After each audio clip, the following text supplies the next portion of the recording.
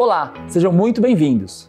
Hoje recebemos Maurício Rodrigues, o CEO Latam da Bayer Crop Science, para uma conversa incrível sobre diversidade racial nas companhias. Segundo a pesquisa O Perfil do CFO no Brasil, que nós Assets fizemos com o INSPER, cerca de 7% dos CFOs de grandes empresas são negros. Em posições de CEOs, o número ainda é menor, com certeza.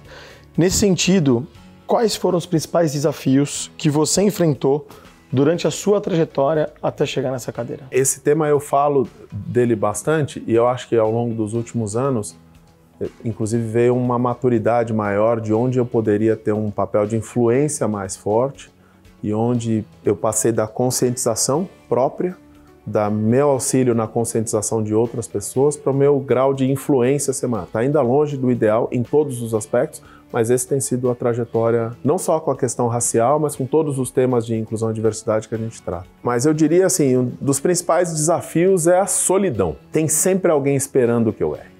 Tem sempre alguém esperando para dizer, tá vendo? Não dava para trazer. Não vai dizer que é um tema racial e tudo mais, mas a pessoa já, por definição, ela acredita que aquilo não é possível, porque ela não está exposta aqui, porque ela nunca viu aquilo ocorrer. Então, talvez a solidão faz com que você carregue um fardo muito grande.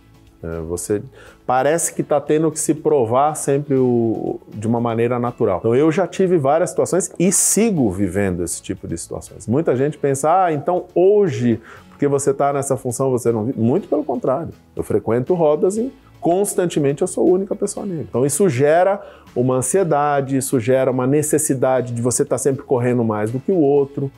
E isso, sem dúvida, só vai mudar quando você põe mais diversidade. Então eu acredito genuinamente que a gente tenha que trilhar esse caminho, porque quando você me fala que tem 6, 7% de pessoas negras numa população que é mais da metade, o gap é muito grande. Então, realmente a dificuldade é como que você acelera isso para que cada vez menos essas pessoas se sintam solitárias, para que cada vez mais as outras pessoas sejam expostas e entendam esses problemas e para cada vez mais a gente tenha um ambiente mais salutar, né, mais balanceado. A coisa que não pode ocorrer é comodismo, porque a gente trabalhou bem essa questão, mas o gap é enorme.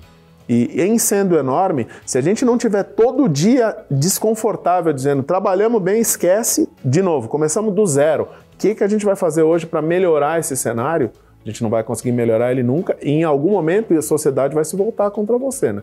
Porque você tem um discurso, você precisa ser real, genuíno e tomar decisões e ações bem efetivas para mudar essa curva. Quando você resolve tratar desse tema, ou você trata e você se torna realmente uma empresa inclusiva, você quer tratar de todas as dimensões, senão você simplesmente está indo lá para check the box. Pus uma mulher aqui, tá ótimo, já resolvi. Não é isso. O que a gente está buscando é um ambiente que realmente as pessoas se sintam à vontade para fazer parte. Você precisa ser intencional, precisa trazer gente para provar para as pessoas que aquele ambiente pode funcionar de outra maneira. Porque senão eu chego lá, eu chego em evento, outro dia eu fui num evento que tinha 300 líderes de empresa. E tem alguma coisa que te incomoda nesse evento? Eu falo, putz, não, tem pouca mulher, alguma coisa a mais. E você? Eu sou o único negro. Oh, não tinha notado. É evidente, você não é negro, você não está vendo sob a minha ótica. Se a gente achar que aquilo está normal, acabou. Como sociedade, a gente não vai evoluir nada. Então, a gente tem que tomar ação. Mas aí eu tomo ação do programa de trainee, é injusto. Não é injusto, vamos trazer, trouxemos 19 trainees, foi fantástico, trouxemos 33 na segunda leva, foi melhor ainda.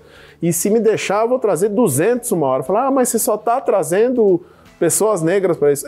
Porque é 1% da nossa população de líderes hoje. Então, se é 1%, eu posso trazer 3 mil que não vai resolver o problema. Então, talvez, acho que essa indignação e esse esforço, ele precisa ser forte. Então, como que a gente fala, e temos outros, mas só fala disso. Isso, só fala disso agora porque a gente nunca falou, né?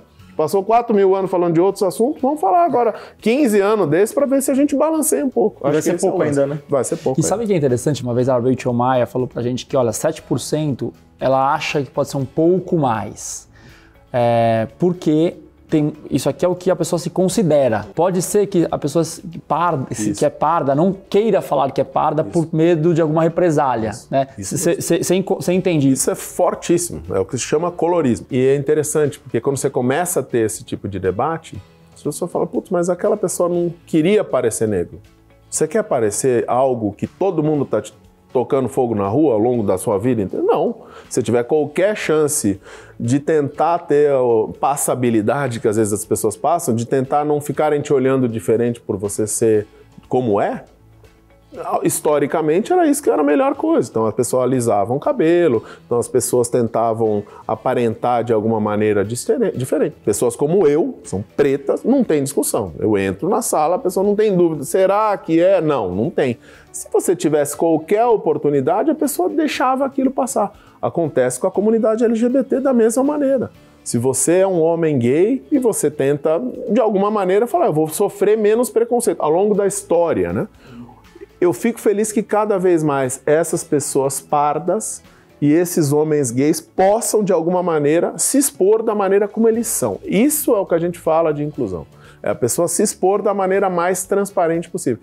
É impossível a gente imaginar que aquilo não torna a pessoa mais produtiva, mais criativa. Mas, novamente, a pessoa já tem que, todo ambiente que ela tem que chegar e se provar, e ela tem que se mostrar mais forte do que os outros. E isso é muito difícil. E põe uma carga emocional muito grande. Eu fui treinado na minha casa, eu era de um colégio conhecido, Colégio Bandeirantes, que ranqueava as salas, certo?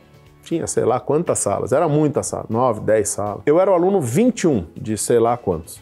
Eu nunca olhava para esses sei lá quantos que estavam atrás.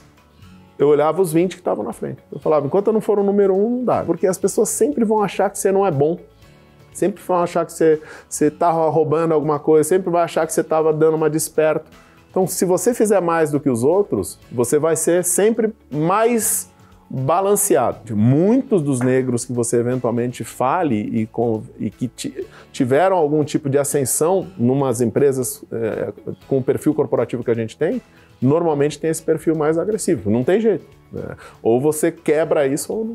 Qual você acredita ser o seu papel para estimular uma presença maior de negros em posições C-level, né? E qual que deve ser o papel da empresa na promoção à diversidade e igualdade? É importante para todo mundo ter uma pessoa que ela se espelhe. Eu não tenho dúvida que vocês têm pessoas que foram referências para vocês. É que normalmente aquela pessoa que foi referência para vocês, é fácil que essa pessoa se assemelhe fisicamente a você. Então aí você fala, mas putz, quer dizer que um jovem negro só pode se inspirar? Porque senão ele acha que, ele já sabe que o sistema é contra ele, e ele vai falar, não vou ficar perdendo meu tempo. Talvez eu possa ajudar em algo, contribuir em algo, para que essas pessoas vejam que, apesar dos dilemas, dá para ir para frente, dá para acreditar, sem dúvida servir como uma referência. Porque quando eu vejo um jogador de futebol, é fantástico ver um jogador de futebol negro, mas você precisa ter uma habilidade monstruosa para ser jogador de futebol. Se você não é e está trilhando uma carreira dentro de uma empresa, é bom saber que tem um Maurício lá que, sei lá, estudou, varou umas noites e tal, e chegou. Eu brinco muito com os trainees lá, falei, esse é um processo em que todo mundo que entra tem que segurar a porta para alguém entrar.